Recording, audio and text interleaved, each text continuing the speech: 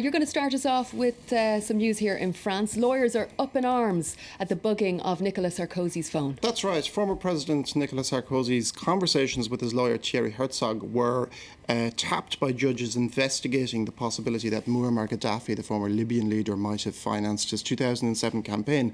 Le Figaro's front page headline reads, "Sarkozy tapped the lawyers' indignation."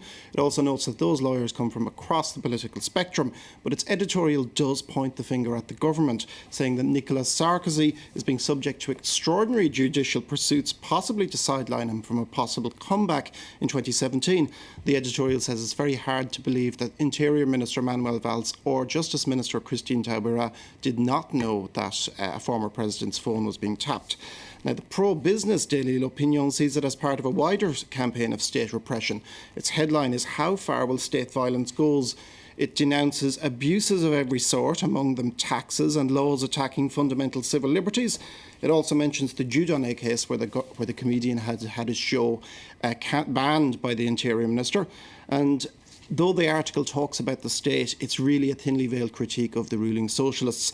And to illustrate the piece, it uses quite a famous graphic from the May 1968 protests. So that's a reappropriation of left-wing iconography by a right-leaning paper.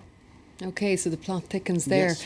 Ukraine, of course, still in news, Oliver. Yes, Libération has it on the front page with the headline, "The Battle in the East," and it's reporting that the new government is, out of pragmatism, is turning now towards the oligarchs, the hated oligarchs who were the subject of so much protest at Maidan in Kiev, and they were very close to deposed President Viktor Yanukovych.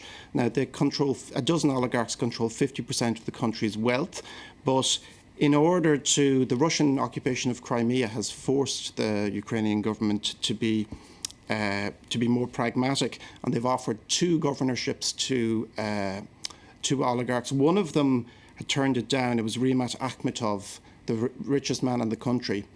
And he has said he turned it down, but he did affirm that the east of Ukraine is Ukraine. So despite the unpopularity, they look here to stay.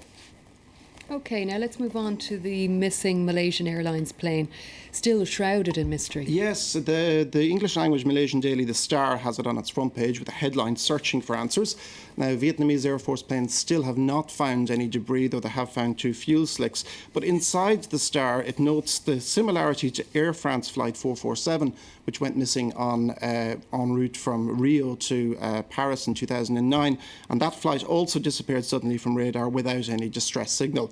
Now, the Air France flight was found to have crashed due to a combination of pilot and technical errors, but the Australian Daily Telegraph asks perhaps a broken wingtip from a collision in 2012 might have actually caused this Malaysian Airways flight to crash. OK, a lot of speculation there.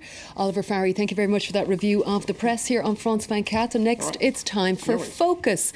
And it brings us to Greece, still reeling from the effects of its severe